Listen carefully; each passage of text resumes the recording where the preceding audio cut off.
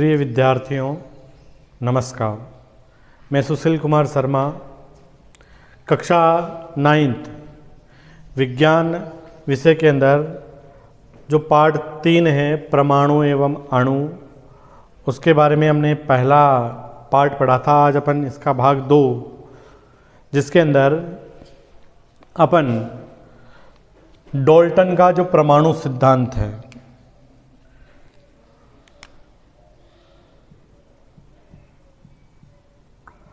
जो John Dalton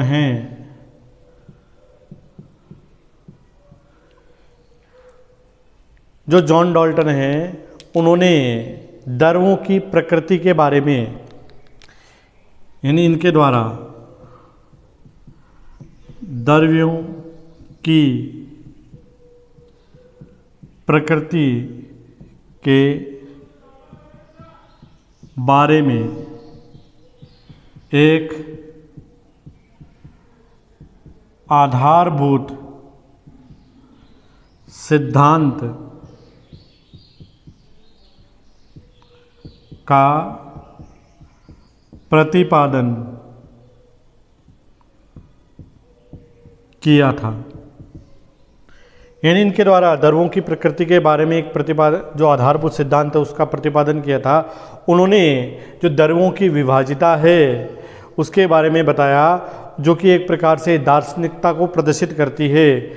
और इन्होंने जो ग्रीक दार्शनिक थे, अपन ने इससे पहले वाले वीडियो के अंदर जो विभिन्न प्रकार के ग्रीक दार्शनिक हुए जिन्होंने परमाणु के बारे में बताया था, तो ग्रीक दार्शनिकों के द्वारा बताया था कि कोई भी द्रव्य हो सकता है, वो अत्यधिक सूक्ष्मतम अविभाज्य कणों से मिलकर के बना होता है। उन सूक्ष्मतम अविभाज्य कणों को परमाणु नाम दिया था। तो डाल्टन के द्वारा, जो जॉन डाल्टन हैं, उनके द्वारा भी उन सूक्ष्मतम अविभाज्य कणों को परमाणु ही नाम दिया गया था। इनका जो परमाणु सिद्धांत है, जॉन डाल्टन का परमाणु जो सिद्धांत है, उस सिद्धांत के द्वारा बताया गया कि कोई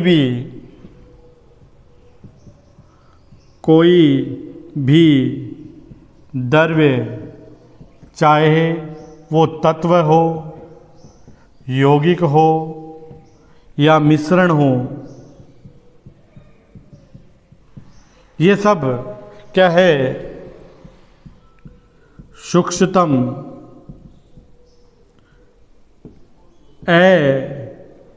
अविभाज्य कणों से मिलकर बना होता है। इन सूक्ष्मतम अविभाज्य कण को उनके द्वारा क्या नाम दिया गया था, परमाणु नाम है, वो दिया गया था। इनके सिद्धांत के कुछ महत्वपूर्ण जो बिंदु आते हैं, जो डाल्टन के परमाणु जो सिद्धांत के कुछ महत्वपूर्ण जो बिंदु है वो निम्नलिखित है। यानी जॉन डाल्टन के परमाणु, जॉन डाल्टन का जो परमाणु जो सिद्धांत है, इसके अनुसार क्या है कि किसी भी प्रकार का कोई भी दिया हुआ पदार्थ हो सकता है। उस सभी जो द्रव्य होते हैं वो अत्यधिक सूक्ष्मतम कणों से मिलकर के बने होते हैं, कि सभी जो द्रव्य है वो सूक्ष्मतम कणों से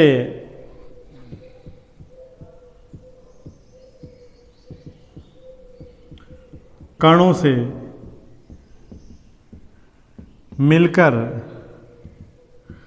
बने होते हैं, जिन्हें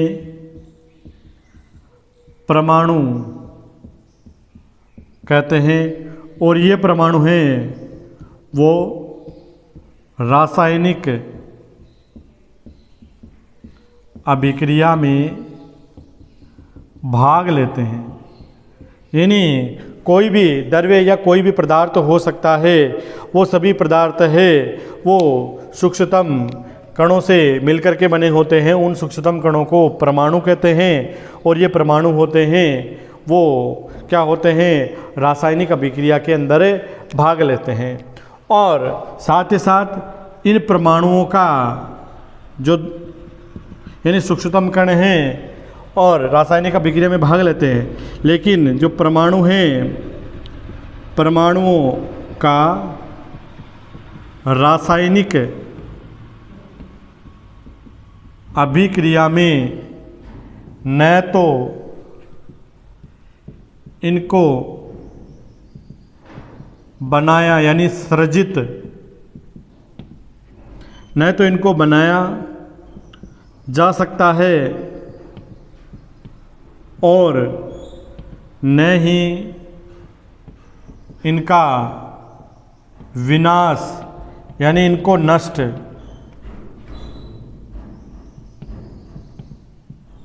यानी ये रासायनिक अभिक्रिया में भाग लेते हैं। तो रासायनिक अभिक्रिया में भाग लेने पर इन रासायनिक अभिक्रिया में इन परमाणुओं का न तो सृजित किया जा सकता है, यानी इनको न तो इनको बनाया जा सकता है और न ही इनका विनाश हो सकता है। तीसरा इसके अंदर बिंदु आता है कि दिया गया कोई भी तत्व हो सकता है, ठीक है ना, दिए गए तत्व के सभी परमाणु समान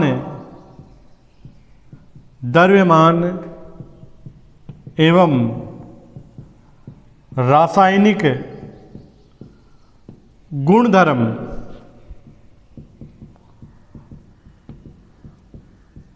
यानी दिए गए कोई भी तत्व हो सकता है, उस तत्व के जितने भी परमाणु हो सकते हैं वे सब परमाणु क्या होते हैं, समान द्रव्यमान वाले, यानी उन सबका द्रव्यमान है वो एक समान होता है और उनके जो रासायनिक गुणधर्म होते हैं वो भी एक ही प्रकृति के होते हैं, एक ही समान होते हैं।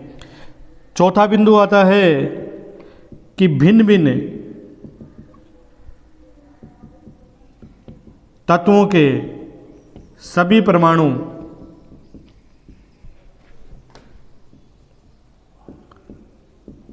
अलग अलग द्रव्यमान एवं रासायनिक गुणधर्म वाले होते हैं।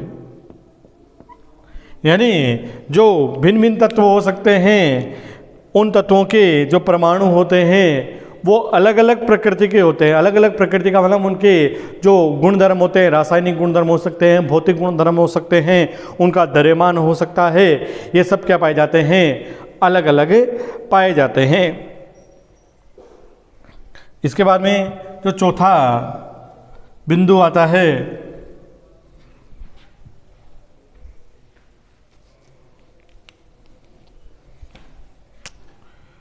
जो चौथा बिंदु है कि किसी भी प्रकार के यदि यौगिक का निर्माण किया जाता है तो उस यौगिक के अंदर जो भिन्न भिन्न प्रकार के परमाणु उसके अंदर जुड़े रहते हैं, उनकी जो संख्या होती है वो एक पूर्ण संख्या के रूप में जुड़े हुए होते हैं। कि किसी भी यौगिक के अंदर यानी कोई भी यौगिक है, उस यौगिक के परमाणु की सापेक्ष संख्या एवं प्रकार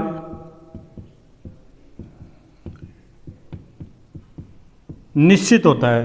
यानी कोई भी यौगिक है, उस यौगिक के परमाणु की सापेक्ष संख्या यानी उसमें परमाणु की संख्या कितनी होगी, उनका द्रव्यमान कितना होगा, उनका जो आणविक द्रव्यमान हो सकता है, किसी भी प्रकार के गुणधर्म हो सकते हैं, वो हमेशा क्या पाए जाते हैं, निश्चित पाए जाते हैं।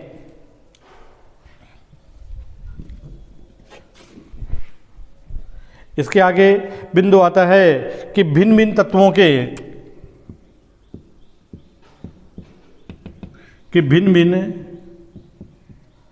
तत्वों के जो परमाणु हैं, यानी अलग अलग प्रकार के जो तत्व है उनके जो परमाणु होते हैं वो परस्पर एक छोटी पूर्ण संख्या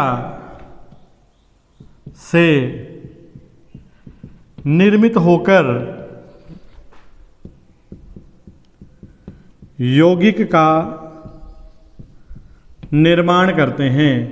यानी इसके अंदर जो भिन्न भिन्न तत्वों के परमाणु हैं वो परस्पर एक छोटी पूर्ण संख्या के रूप में आपस में जुड़ करके यौगिक का निर्माण करते हैं। अर्थात इसके अंदर द्रव्यमान संरक्षण और निश्चित अनुपात दोनों प्रकार के नियमों की जॉन डाल्टन का जो परमाणु सिद्धांत है, इसके अंदर जो हमने रासायनिक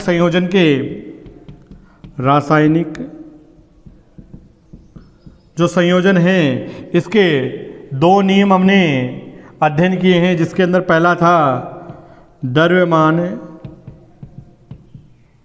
संरक्षण का और दूसरा था स्थिर अनुपात का जो नियम था।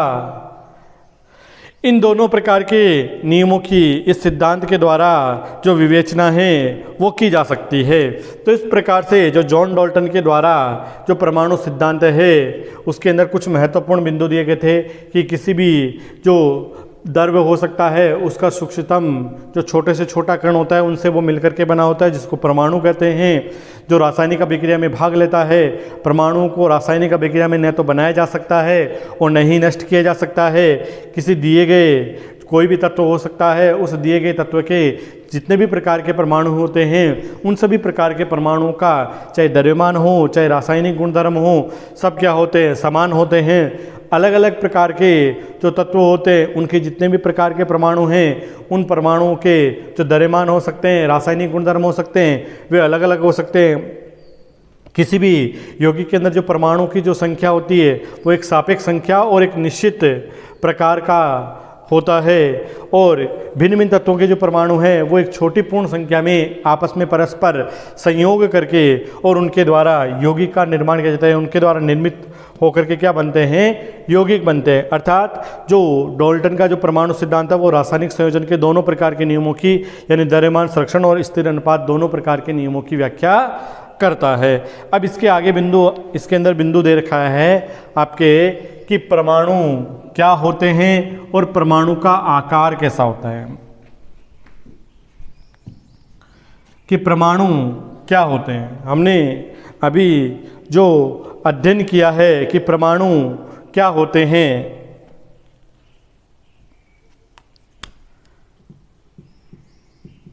कि परमाणु क्या होते हैं और इनका आकार कैसा होता है, कि विभिन्न प्रकार के दार्शनिक और जो वैज्ञानिक हुए हैं उनके द्वारा बताया गया कि जो सभी द्रव्य एक सूक्ष्मतम अविभाज्य इकाई से निर्मित होते हैं, जिन्हें परमाणु कहा गया। यानी जो सूक्ष्मतम अविभाज्य जो इकाई है वो इसकी एक प्रकार से रचनात्मक इकाई होती है। यानी इसकी एक प्रकार की रचनात्मक इकाई है। जैसे अपन किसी भी प्रकार का किसी भवन या मकान का निर्माण करते हैं तो उसमें क्या करते हैं, ईंट है, चूना है, पत्थर है आदि से निर्मित करके उसकी दीवारें खड़ी करते हैं। उन दीवारों के संयोजन के द्वारा कमरे बनते हैं और विभिन्न प्रकार के कमरों के आदि के संयोजन के द्वारा उस इमारत या भवन का निर्माण होता है। लेकिन उस इमारत या भवन या जो भी लॉबी बनती है उस की जो सबसे छोटी संरचनात्मक इकाई होती है उस भवन के संबंध में, तो वो क्या होता है, एक रेत का कण हो सकता है। यानी ये जो रेत का कण है ये क्या है, उस भवन या जो मकान है उसकी एक रचनात्मक इकाई अर्थात परमाणु होता है। और उन सभी प्रकार के परमाणु हैं वो एक निश्चित अनुपात में संयुक्त होकर के उसके द्वारा दीवार है, कमरे हैं या भवन हैं आदि का निर्माण होता है। तो जो परमाणु होते हैं वो यानी किसी पदार्थ का वह छोटे से छोटा कण या किसी भी पदार्थ को यदि आगे विभाजित करते जाएं तो एक अवस्था ऐसी आएगी कि उसको आगे विभाजित करना संभव नहीं होता है, तो उसको अपन परमाणु कहते हैं। अब इसके अंदर आता है परमाणु का आकार।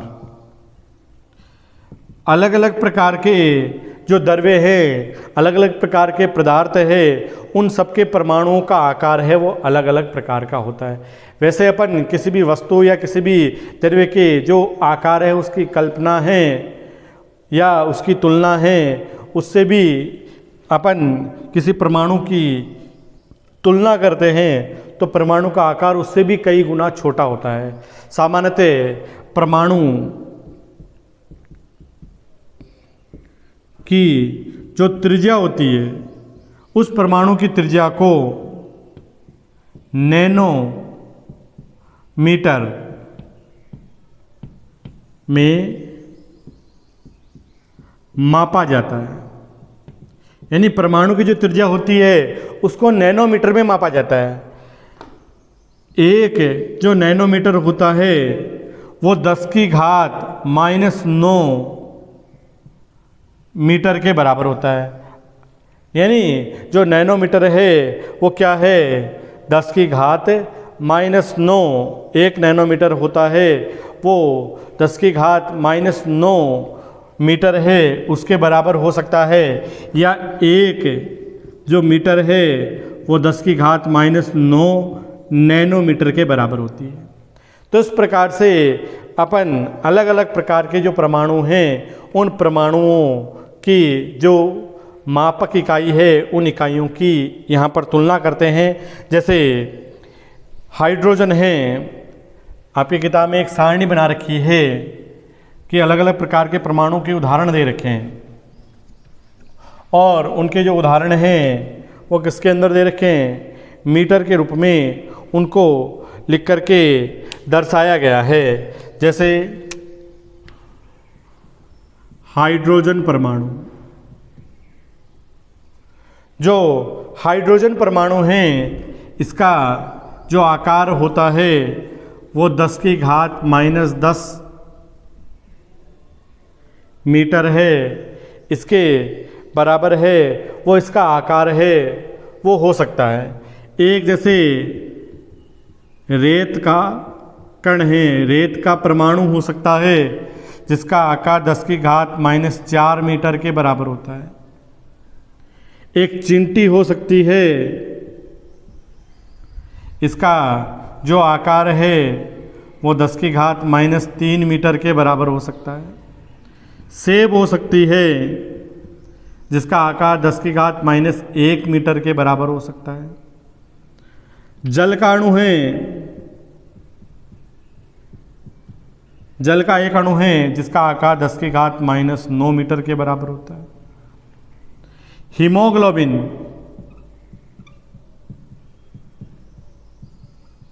लोबिन का अणु हो सकता है जिसका आकार है वो 10 की घात -8 मीटर के बराबर होता है। तो इस प्रकार से जो अलग अलग प्रकार के परमाणु हैं उन अलग अलग प्रकार के परमाणु के आकार, अलग अलग परमाणु के आकार अलग अलग होते हैं जिसको नैनोमीटर के रूप में मापा जा सकता है। और जो हाइड्रोजन का परमाणु है जिसका आकार 10 की घात -10 मीटर है, रेत के कण का 10 की घात -4 मीटर के बराबर है, चींटी है जिसका आकार 10 की घात -3 मीटर है, सेब है जिसका आकार 10 की घात -1 मीटर के, जल का एक अणु है 10 की घात -9 और हीमोग्लोबिन है जिसका 10 की घात -8 मीटर के बराबर है। वो इनका आकार अलग अलग प्रकार के परमाणु हैं, इनका आकार है वो अलग अलग प्रकार का होता है। तो आज हमने जो है डाल्टन का जो परमाणु सिद्धांत है और परमाणु क्या होते हैं, परमाणु का आकार किस प्रकार का होता है, इसके बारे में अध्ययन किए हैं। अब इसके आगे वाली जो कक्षा आएगी उस कक्षा के अंदर अपन जो परमाणु हैं अलग अलग प्रकार के तत्व है, भिन्न भिन्न प्रकार के तत्व है, वो उनका प्रतीक किस प्रकार का होता है, उनकी प्रतीक प्रणाली अलग अलग प्रकार के वैज्ञानिकों के द्वारा दी गई थी, उसके बारे में अध्ययन करेंगे। धन्यवाद।